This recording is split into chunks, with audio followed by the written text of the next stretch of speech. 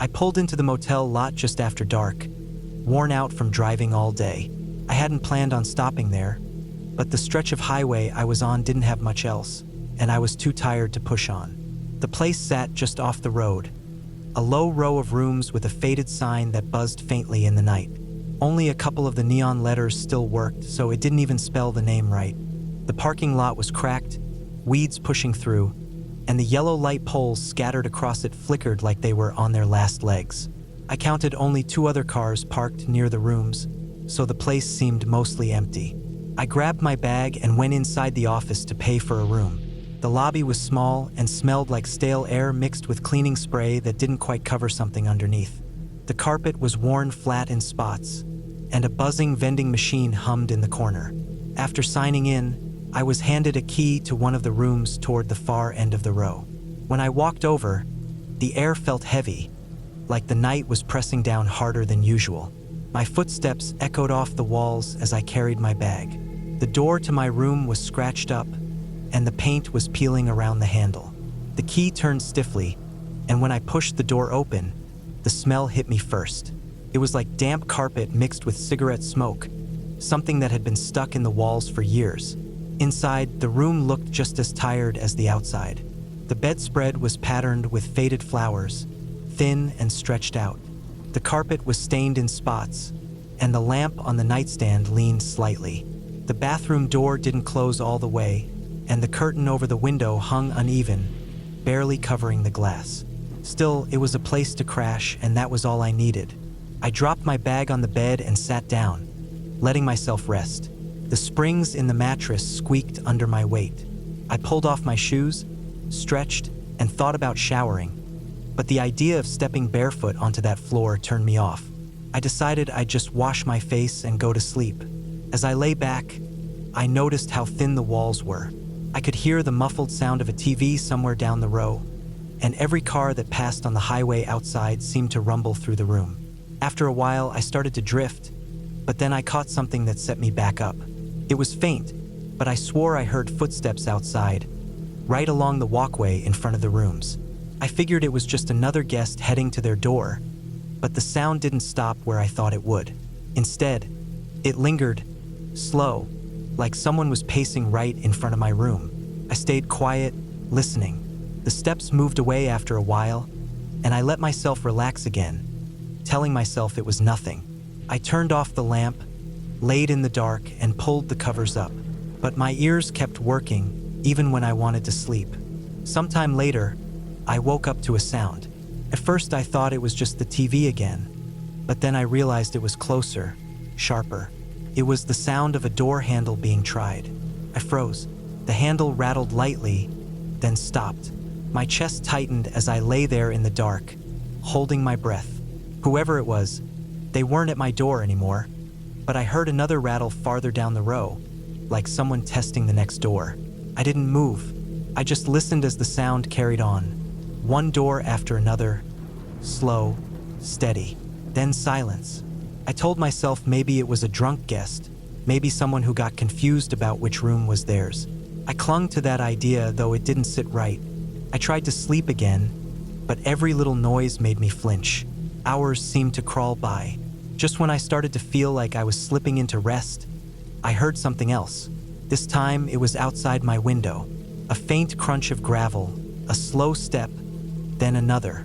The curtain didn't cover the whole window, and a thin strip of light leaked in from the lot. I lay there, staring at the ceiling, afraid to look. My mind ran through all the things that could be out there.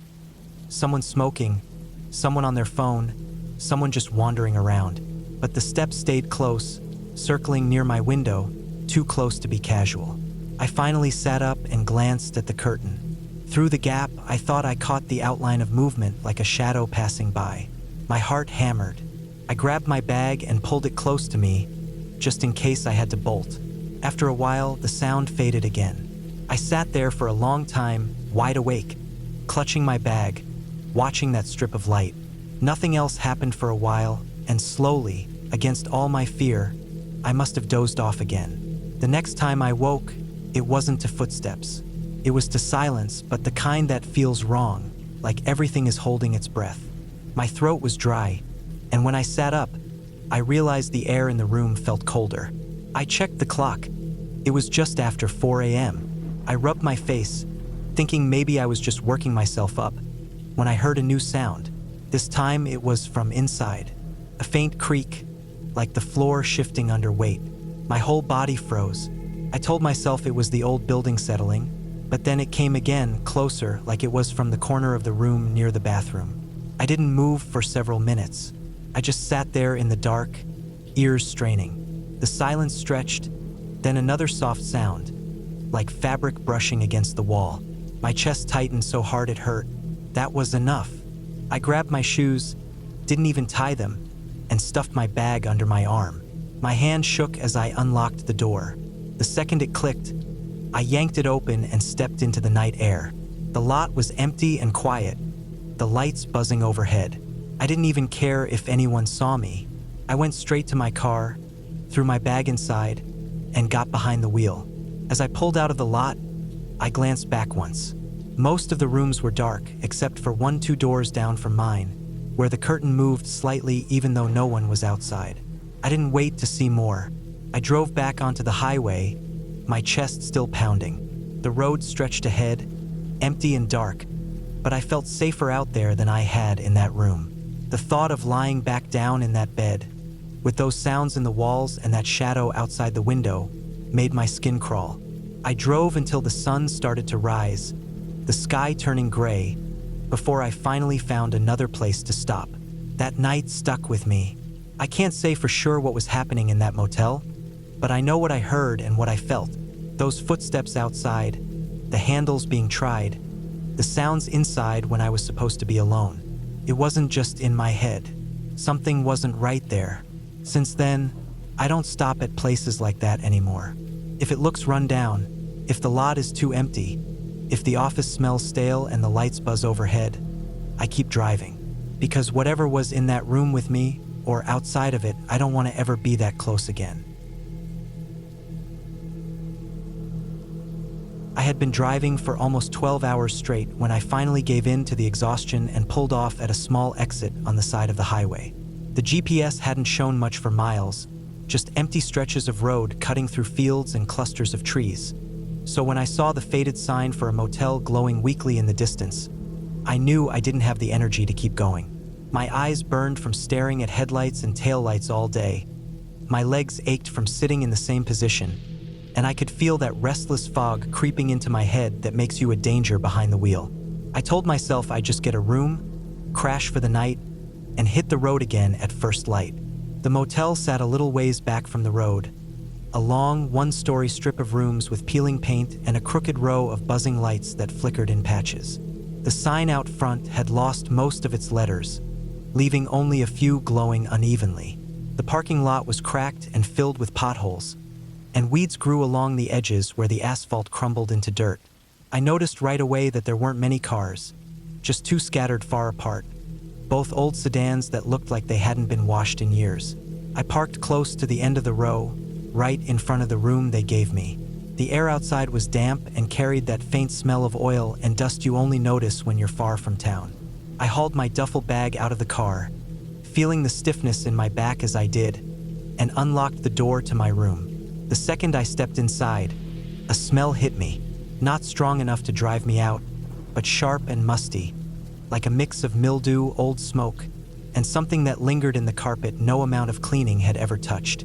The light above hummed as it flickered on, throwing a dull yellow glow over the room. There was a bed with a sagging mattress, covered in a patterned blanket that might have once been colorful but now looked gray with age. The carpet had stains in random spots, the kind that no vacuum or scrubbing ever removed, and the curtains over the window were thin enough that the parking lot light bled right through. I dropped my bag on the chair by the wall and sat on the edge of the bed. The springs creaked and shifted under my weight. The air conditioner under the window rattled when I turned it on, blowing out air that smelled faintly of dust. I kicked off my shoes and just sat for a while, staring at the floor, trying to convince myself it was good enough for one night. Lying down didn't help. The mattress sloped toward the middle, pulling me into it like a pit, and the pillow was flat and smelled faintly of bleach. I turned off the lamp and stared up at the dark ceiling, listening to the muffled hum of the highway in the distance. For a few minutes, I thought maybe I'd fall asleep, but then I heard something that snapped me wide awake. It was faint at first, like the sound of gravel crunching outside. Then it became clearer, slow footsteps moving along the walkway outside the row of rooms. They didn't pass quickly like someone heading to their door. They lingered, stopping and starting again, dragging just enough to make my skin prickle. I held still, listening. The steps came right up to my door and stopped. I could hear the faint shift of weight, like someone was standing there, close, not moving. My heart started pounding so hard I could hear it in my ears. After a few seconds, the sound of metal rattling followed, the handle being tested, slow and deliberate, as if someone was checking to see if I had locked it. I froze. My breath caught in my throat as I stared at the door in the darkness. The handle twitched again, softly, like whoever was outside didn't want to make too much noise. I waited for the sound of a knock or a voice, but none came, just silence, and then eventually the slow scrape of shoes moving away. I stayed there for what felt like forever, staring at the door, my chest tight. Finally, I eased off the bed and double-checked the lock. It was set, but that did little to calm me. I went back to bed but didn't turn the light off this time. Sleep didn't come. An hour or more passed, the air conditioner buzzing, the lights outside glowing through the curtain. Just when I thought maybe I had overreacted, the sound came again. This time it wasn't the door handle. It was from the window, the faintest shift like fabric brushing against glass. Then the shadow of movement through the curtain, just enough to notice against the light leaking in from the lot. My stomach turned cold as I realized someone was right there, standing on the other side of the thin sheet of fabric. I didn't move. I just sat in the bed, staring at the curtain, afraid that even shifting would make noise. The shadow lingered for what felt like minutes. Then it slid out of sight, leaving me staring at the empty strip of glowing light. By then, I knew I couldn't stay. My hands shook as I pulled my bag off the chair and shoved my shoes back on. Every sound I made felt too loud. I tried to move slow, but the zipper, the creak of the bed, even the shuffle of my feet on the carpet sounded like they could give me away. I grabbed my keys, went to the door, and stood there with my hand on the lock, listening. The silence pressed against me. Finally, I pulled it open. The walkway outside was empty, lit by the buzzing yellow poles. My car sat right there, the only thing between me and the highway. I walked quickly, forcing myself not to run, though every step felt like it dragged. I opened my car door, tossed my bag inside, and slid behind the wheel. My hands were shaking so badly it took me 2 tries to fit the key into the ignition. As I started the engine, I glanced back once. That was when I saw it. 2 rooms down from mine, one of the curtains moved. Just slightly, but enough to know someone was there, watching. I didn't wait. I drove out of that lot as fast as I could without spinning gravel, back onto the empty stretch of highway. My chest was still tight, and my head throbbed from the rush of adrenaline. I kept glancing at the rearview mirror, half expecting headlights to follow me, but the road stayed dark behind me. I drove for almost 2 more hours before I found another place. It was just another roadside motel, but brighter, busier, and far less empty. I parked under a floodlight and sat there for a long time before even going inside. I never forgot that first place. I still don't know if it was someone trying doors, someone waiting for me to fall asleep, or just someone playing games with strangers passing through. What I do know is that I trusted my gut when every part of me said something wasn't right. I left before I could find out the hard way, and ever since that night, I never stay at a motel that feels too quiet, too empty, or too cheap to be safe. If something in me says don't stay, I keep driving no matter how tired I am, because I'd rather be exhausted on the road than trapped in a room with someone standing just outside the window, waiting. I had been on the road for most of the day, pushing past the point of comfort, the kind of tired where your hands stay locked on the wheel even though your brain is already begging for a bed. The highway I was on stretched endlessly, just 2 lanes cutting through flat country. Every sign I passed felt the same: gas, food, lodging, but most of the exits had nothing but empty fields or closed down stores. By the time night came, my headlights were cutting through an endless black. The only other lights were the occasional pair of taillights way off in the distance or a single truck roaring past the other way. It was around midnight when I finally saw it. A flickering neon sign, leaning forward on rusted poles just off the exit. It simply read Motel in half-lit letters, buzzing against the dark. My eyes were so heavy that I didn't even think twice. I pulled off the highway and drove down a narrow road until I reached the lot. The place looked like it hadn't been touched in decades. The office was a small glass booth at the front, and behind it stretched a single row of rooms under a low roof. The paint on the doors was peeling. The lot was cracked with weeds pushing through, and only 2 other cars were parked there. One was an old sedan with faded paint, and the other was a dented pickup with one headlight taped up. The air was damp, carrying the smell of oil and something sour, and the buzzing lights above the lot flickered unevenly, leaving some patches darker than others. I parked close to the office, went inside, and paid for a room. The place smelled like a mix of cleaning spray and mildew, like someone tried to cover the rot but couldn't. The man at the desk slid me an old brass key with the number 6 scratched into the tag. The key felt heavy in my hand, like it had been used by thousands of tired travelers before me. I walked down the row toward my room. My footsteps echoed off the thin walls, and I noticed how quiet the place was. No TVs, no voices, no doors shutting. Just the hum of the highway in the distance and the buzzing of the lights overhead. My door was chipped around the lock, the paint flaking. When I turned the key, it stuck before finally clicking open. Inside, the air was stale and heavy. The carpet was worn and stained in spots, the kind of floor that never really feels clean no matter how much it's vacuumed. The bedspread was patterned with faded flowers, threadbare along the edges. The curtains were thin and didn't reach the floor, leaving a gap where the parking lot lights spilled in. The air conditioner under the window rattled as it blew out weak, dusty air. I set my bag down on the chair, sat on the edge of the bed, and took a deep breath. My body was exhausted, but the room made me uneasy in a way I couldn't explain. It was too quiet, too still. I kicked off my shoes, turned on the lamp by the bed, and laid back, staring at the stained ceiling. I told myself it was just one night, that I'd be gone as soon as the sun came up. I must have dozed off, because the next thing I knew, I was wide awake again, heart thumping. First, I didn't know why. The air conditioner rattled. The highway hummed faintly in the distance. Then I heard it. Footsteps outside. Slow, steady, crunching across the gravel lot and then tapping against the concrete walkway. They didn't pass by quickly, like someone going straight to their room. They lingered, dragging slightly, then stopped right outside my door. I held my breath.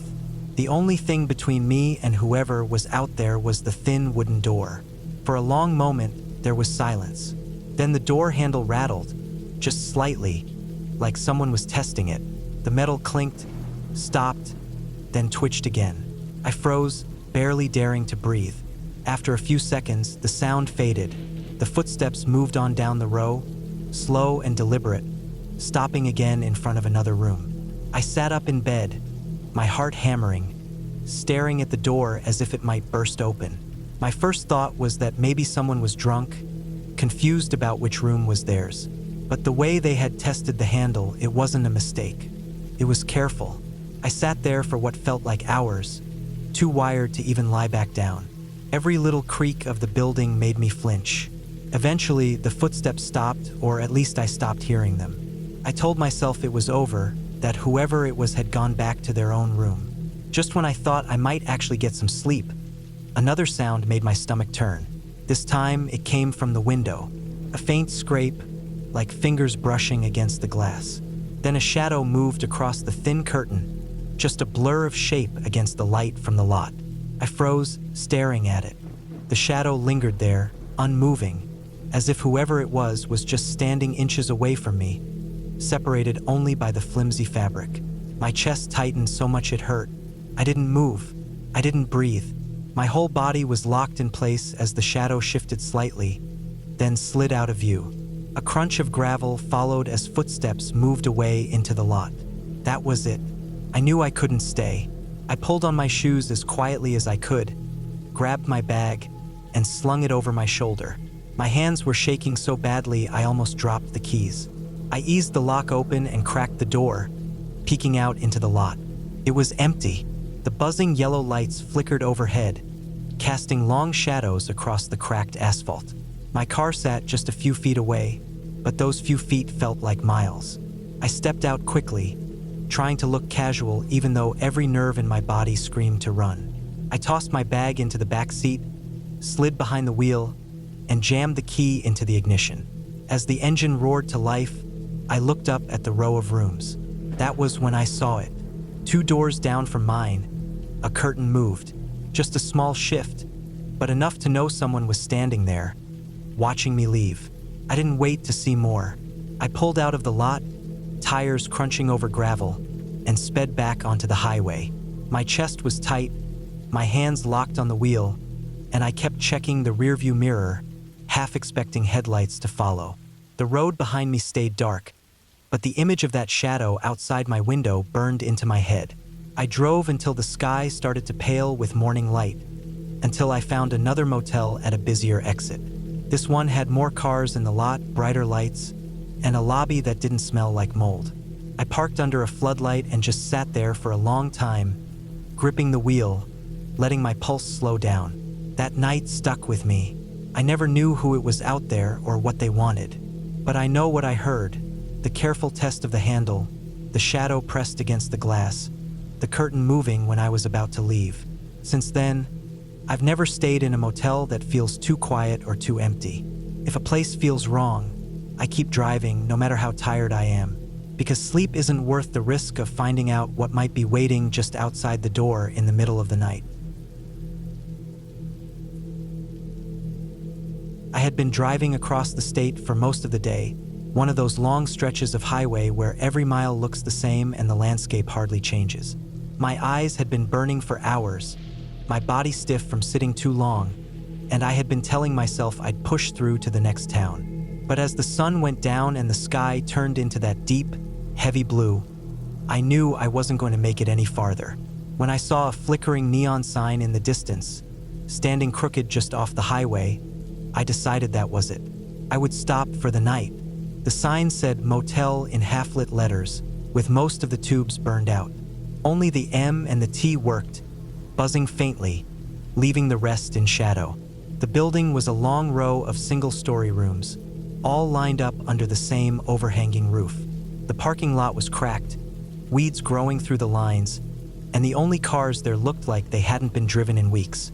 A dented pickup sat crooked near the office, and an old sedan with a missing hubcap was parked way down at the end of the row. Other than that, the place was empty. I pulled in and parked in front of the office. The glass door was smudged and greasy, and the blinds behind it were bent in different directions, letting a pale glow of light leak out. When I stepped inside, the air smelled faintly of disinfectant mixed with something sour underneath. The floor was sticky in spots, and a vending machine hummed in the corner, stocked with faded bags of chips and bottles of soda that looked like they'd been there for years. I paid for a room and was given a key on a cracked plastic tag with the number 8 written on it. The key was heavy in my hand, the kind you knew hadn't been replaced in decades. I walked back out into the dim parking lot, the buzzing light poles throwing weak circles of yellow across the cracked asphalt. My footsteps echoed off the building as I carried my bag to my room. The door to number 8 was scratched around the handle, as if people had fumbled keys at it for years. The paint was chipped and bubbled, the metal lock a little loose. When I turned the key and pushed the door open, the air inside hit me first. It was stale and damp, like mildew mixed with old cigarette smoke that had sunk into the walls. The carpet was dark and stained in places, the kind of floor where you didn't want to take your shoes off. The bed was against the wall, covered with a faded floral blanket that looked thin and frayed at the edges. I set my bag down on the chair and tried not to think too much about the smell. The air conditioner under the window was rattling, blowing weak, dusty air into the room. The bathroom door was crooked on its hinges, the mirror spotted with streaks, and the light above the sink flickered when I turned it on. Everything in the room felt like it had been used too many times and never really cleaned. Still, I was too tired to care. I sat down on the edge of the bed, feeling the springs creak under me, and pulled off my shoes. My body ached, but the thought of crawling into that bed made my skin crawl. I told myself I'd just rest for a bit, maybe sit up until I felt ready to sleep. That was when I noticed the sounds. At first, it was just the hum of the highway far off and the buzzing of the air conditioner. Then I heard something else, faint but sharp. Footsteps outside. Slow ones, crunching on gravel, then thudding softly against the concrete walkway that ran along the row of rooms. I froze, listening. The footsteps weren't quick like someone heading to their door. They were drawn out, steady, and they stopped directly in front of mine. My breath caught. For a long moment, there was silence, then the soft rattle of metal. The door handle. Someone was testing it just slightly, like they wanted to see if it was locked. I stayed completely still, staring at the door in the dim yellow light of the lamp. The handle twitched again, a small clink of metal, then went still. The silence that followed felt heavier than anything. After a moment, the footsteps started again, moving slowly down the row. My heart was pounding so hard I thought it might give me away. I told myself it was just another guest, maybe someone confused about which room was theirs. I tried to calm down, but the thought of someone trying that handle didn't sit right. I sat there in silence for what felt like an hour, staring at the door, listening for any sound. Finally, I convinced myself it was over and tried to lay back on the bed. The blanket felt rough against my skin, and the pillow smelled faintly of bleach. I closed my eyes, but every creak of the building made me flinch. Then I heard another sound. This time it wasn't the door. It was the window. The curtains barely covered the glass, thin fabric hanging unevenly. Behind them, I heard the faint scrape of something against the glass. Not loud, but just enough to know it was intentional. My stomach turned as I realized someone was standing right outside, pressed close enough to touch the window. I didn't move. I barely breathed. Through the thin fabric, I saw it, the shadow of movement, the shape of someone shifting just beyond the glass. They lingered there for what felt like forever, not knocking, not speaking, just standing. Then the shadow slid away, and the faint crunch of gravel followed. I knew then that I couldn't stay. I pulled my shoes back on with shaking hands, grabbed my bag, and slung it over my shoulder. Every sound I made seemed too loud, but I didn't care. I went straight to the door, unlocked it as quietly as I could, and stepped out into the night air. The walkway was empty, but the parking lot felt wrong, like the shadows were thicker than they should have been. My car was only a few steps away, but those steps felt like the longest of my life. I tossed my bag into the back seat, slid into the driver's seat, and shoved the key into the ignition with trembling hands. As I started the engine, I glanced up at the row of rooms. That was when I saw it. 2 doors down from mine, one of the curtains moved. Just a small shift, but enough to know someone was there, watching. I didn't wait. I pulled out of the lot and onto the highway, the tires crunching over gravel as I went. My chest was tight, my throat dry, and I kept checking the rearview mirror to see if anyone followed. The road behind me stayed dark, but I couldn't shake the image of that curtain moving, of someone standing outside my window in the dark. I drove until the sky started to lighten, until I found another place farther down the road. A brighter motel with more cars in the lot, the kind of place that felt less empty and exposed. I parked under a floodlight and just sat there for a while, gripping the wheel, feeling the tension slowly drain out of me. I never went back to that stretch of highway again. And now, whenever I travel, I trust my gut. If a place feels wrong, too empty, too quiet, too run down, I keep driving no matter how tired I am, because that night taught me something I'll never forget. The worst thing about motels like that isn't the dirt or the smell.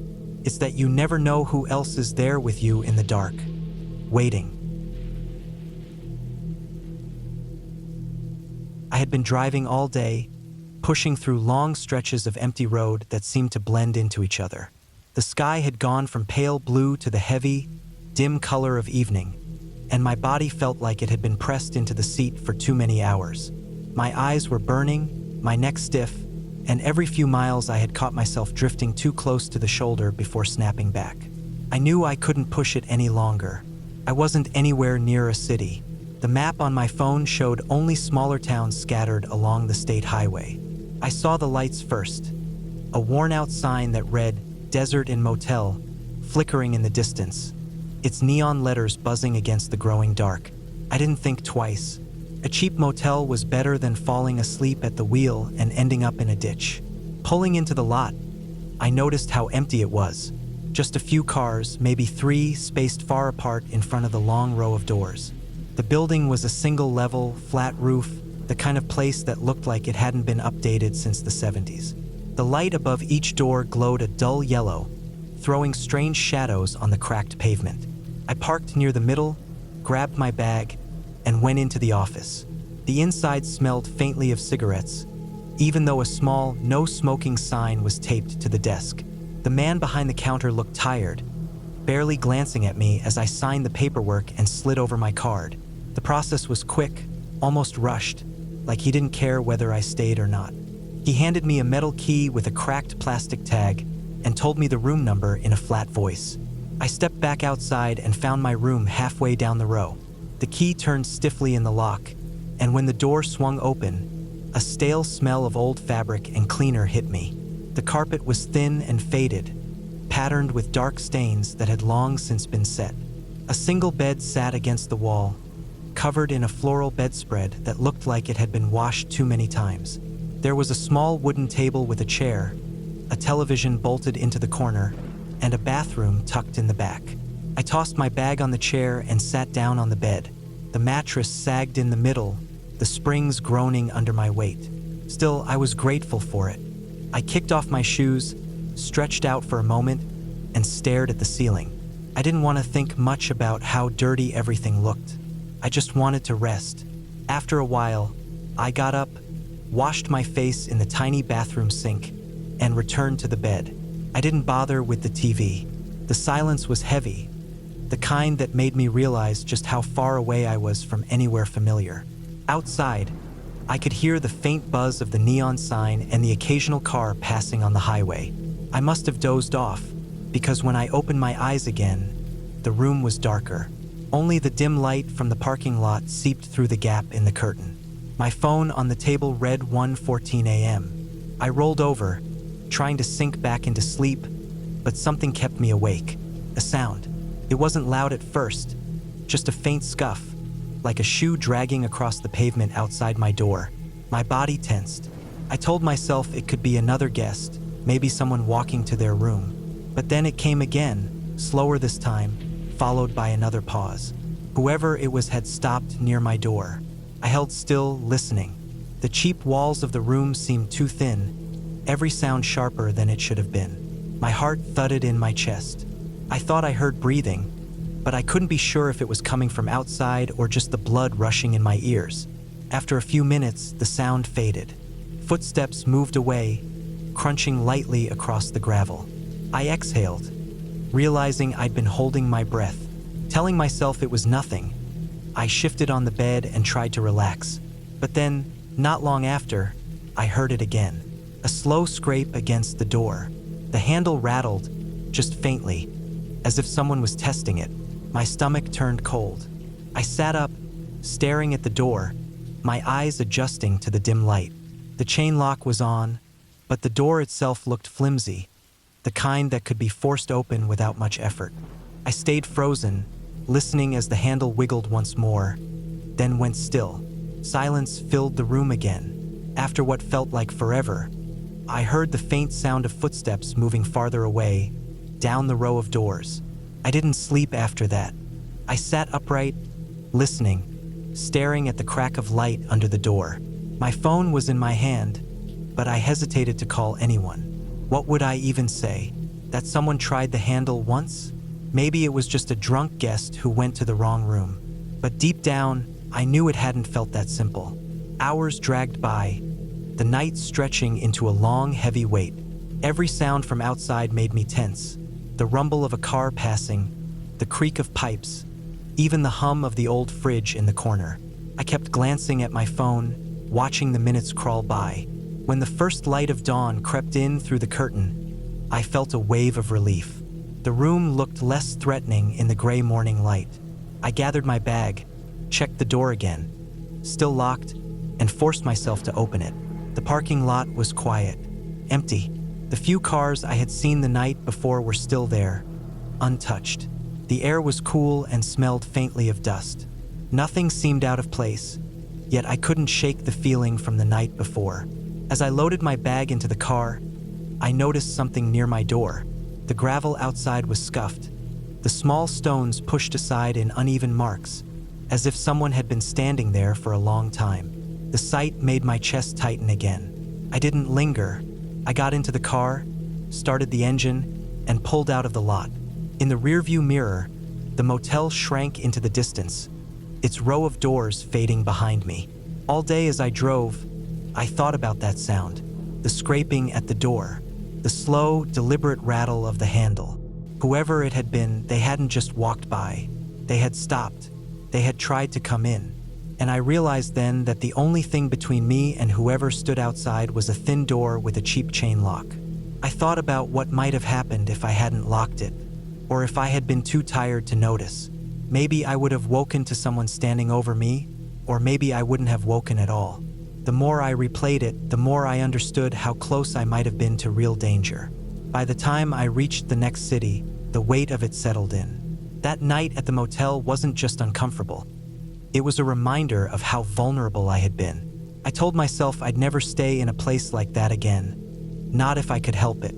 The memory of that rattling handle followed me long after, and even now, when I stay in a hotel, I find myself checking the locks over and over, making sure the door will hold.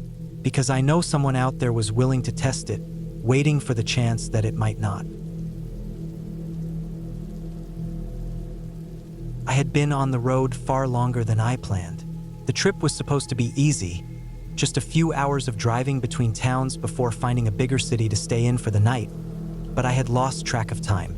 One gas stop turned into another, and before I realized it, it was past midnight, and I was still in the middle of nowhere. My phone's battery was low, and the map showed only a thin stretch of highway with very little else nearby. My body felt worn down from the hours of driving, and I knew I couldn't keep going much longer. That was when I saw it. A glowing sign sticking up against the black sky, flickering red and white letters spelling out Sunset Lodge, with half the bulbs burned out. I didn't care what kind of place it was. At that point, I would have slept on the floor if it meant not driving anymore. The parking lot was nearly empty, just a couple of cars sitting crooked in the gravel under yellow lights that barely pushed back the dark. The building itself was a long, one-story line of rooms with flat roofs and peeling paint. Each door had a number bolted onto it, and a curtain drawn over the window beside it. The office was lit by a single buzzing bulb, and I could see a shadow moving behind the desk inside. I went in, signed the paperwork with a hand that felt heavy, and was given a metal key with a plastic tag. The man behind the counter didn't say much, just slid it toward me and looked past me like he was ready for me to leave. The room was at the far end, close to where the lot dipped into a patch of weeds and broken fencing. When I unlocked the door, it stuck before giving way with a hard push. The smell hit me right away, musty, with a mix of old cigarette smoke buried under layers of cheap air freshener. The carpet was stained in uneven patches, and the bedspread had a faded floral pattern, frayed at the edges. A small wooden table sat against the wall with a single chair pushed under it. The bathroom door was cracked open, showing a pale sink with rust marks around the drain. I dropped my bag on the chair and sat on the edge of the bed. The mattress sagged in the middle, and the springs groaned under my weight. I stared at the ceiling for a while, listening to the steady hum of the old air conditioner in the window. I thought about turning on the TV mounted in the corner, but I was too tired. I just wanted to close my eyes and get some rest. I must have dozed off, because when I opened my eyes again, the room was pitch black. The alarm clock on the nightstand glowed faintly red, 2:36 a.m. I lay still, trying to settle back into sleep, when I heard something that froze me. Footsteps, slow, deliberate crunches in the gravel outside my room. At first, I told myself it was nothing. Maybe another guest walking back to their car, or someone going to a vending machine. But the steps stopped right outside my door. I lay there in silence, my heart thumping so hard it seemed to echo in the room. Then came the sound of the handle, a soft metallic rattle, just enough to make the chain lock on the inside shift slightly. Every muscle in my body went stiff. Whoever it was wasn't just walking by. They were checking, testing.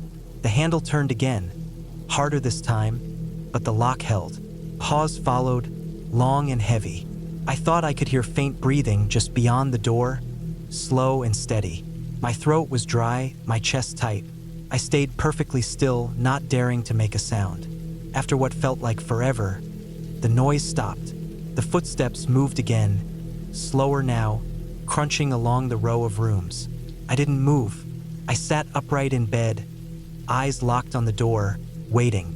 The silence that followed felt worse than the noise. Minutes stretched into what felt like hours.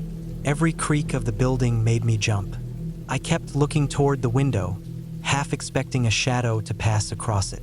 I thought about getting up, grabbing my bag, and leaving right then, but the idea of opening that door terrified me even more.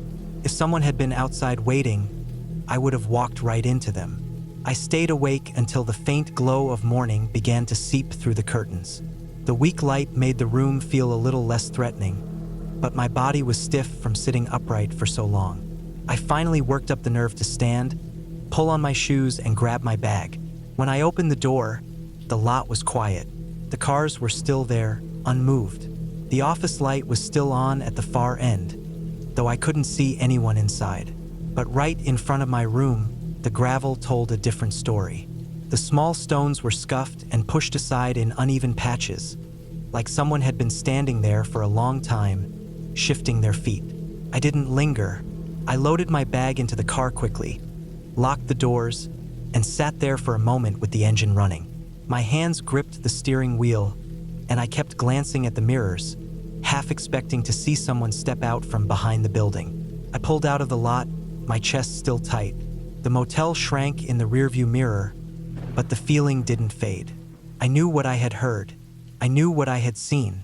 Someone had stood outside my door in the middle of the night, trying to get in. They weren't just passing by.